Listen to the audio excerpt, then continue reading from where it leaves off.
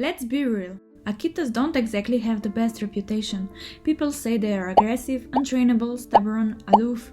Just too much for a first-time dog owner. They are too unpredictable, too independent and too difficult. And while they are not completely wrong, my experience with Miwa has been absolutely wonderful. Yes, she's my first dog and she's an Akita Inu. And yes, we knew what we were getting ourselves into. In this video, I will share with you what's really like to raise an Akita as a first-time dog owner, what we did to prepare, the biggest challenges we faced and how we handled them, what we got right and what we got totally wrong, whether I would recommend an Akita to someone like you, and would I choose an Akita again.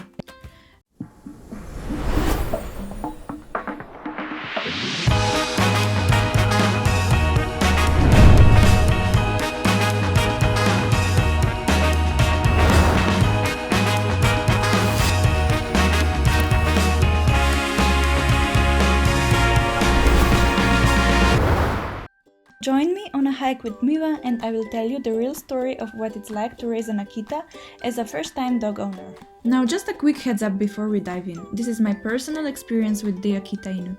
Every dog is different and every owner's journey is unique, so I'm not here to tell you what you should or shouldn't do. I'm not a trainer or a behaviorist, just someone who went through it.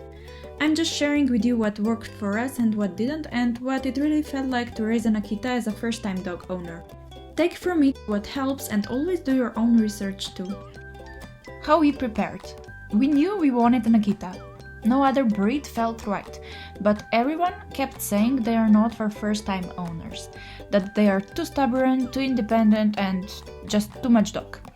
So instead of rushing into it, we spent years learning. We studied dog psychology and behavior, followed trainers, and read everything we could, not just about Akitas, but about how dogs think and communicate.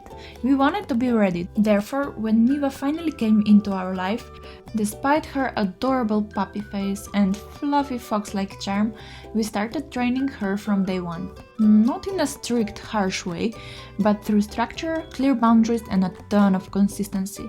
We weren't fooled by how cute she was. Well, she was so cute. But we knew those big eyes came with a big personality, so every walk, every interaction, every game was a part of teaching her how to live with us and helping her trust us in return.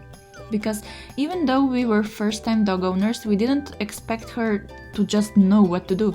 We expected to grow with her and to learn from our mistakes. The biggest challenges and what we learned. We didn't just fall for Miwa because she was cute. We chose her because she was the calmest puppy in the litter. As first-time dog owners, we knew we didn't want a dog with more energy than us. We wanted a calm, steady companion we could keep up with. But calm doesn't mean easy, and we learned that fast.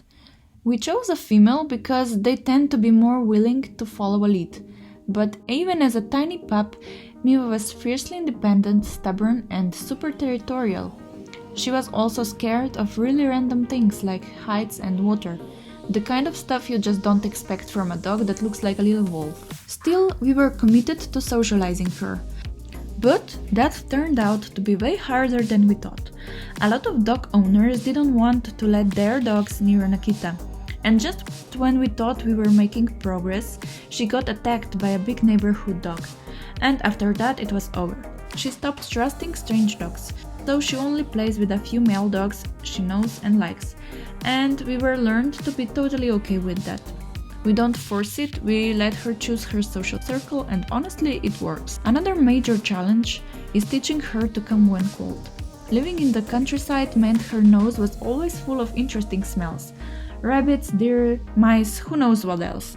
So we trained with a 50-meter leash. Over and over and over again to come, to stay, to wait and to return. And slowly we made progress. Now she can hike steep trails with us, go into water, and we trust her off-leash more than we ever thought possible. She still doesn't like most dogs, but she loves her people, and she listens and she chooses us every day.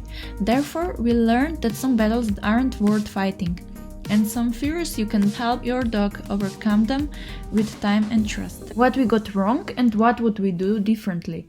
Looking back, there are definitely things we would have done differently. We underestimated just how much daily work it takes to properly socialize an Akita, especially when other people avoided us or didn't want their dogs to interact. If we could do it again, we would put even more effort into creating positive, structured socialization opportunities early on. We also didn't fully understand how much Miwa values feeling safe in her own territory. She's calm and happy when her boundaries are respected, but we could have worked more on helping her feel relaxed when other dogs are around her home without feeling the need to be on guard. And honestly, if we would have time and space, we would have thought more seriously about getting 2 dogs, maybe a male and a female, to give Miwa company and the chance to experience having puppies. Finding the right partner took longer than we expected, and when the time came, nothing happened. Still, every challenge taught us something. Miwa shaped us into more patient, observant and respectful dog owners. We wouldn't trade this experience for anything. Would I recommend an Akita, and would I choose one again? So would I recommend an Akita, especially as a first dog? Here's the honest truth. Some people probably shouldn't own an Akita, even if it's their 10th dog. They are not the type of dog you just own. They are a partner, a challenge, and a mirror that reflects your energy and leadership back to you.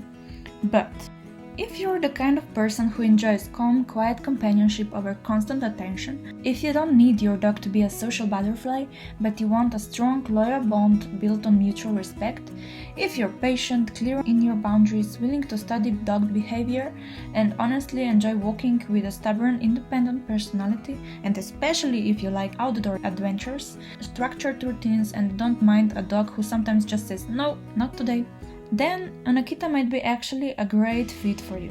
They are not for people who want instant obedience or constant affection, but if you want a true partner who will challenge you but also give you the deepest trust, they can be absolutely incredible. For me, would I choose an Akita again? Without a doubt, yes. Miwa made me a better, stronger, more aware person. She taught me patience, clear communication, and how to build trust without force. She's loyal, gentle with people, protective without being unpredictable, and a true adventure partner. She's not the easiest, but she's the most rewarding.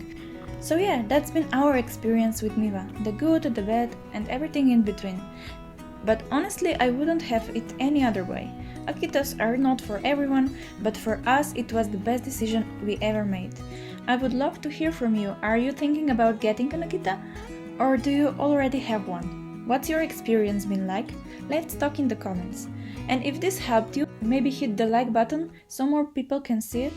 And subscribe if you want more honest Akita stories, tips, and all the weird things these amazing doggos do. Thanks for hanging out with Miwa and me, and see you in the next one. Ciao!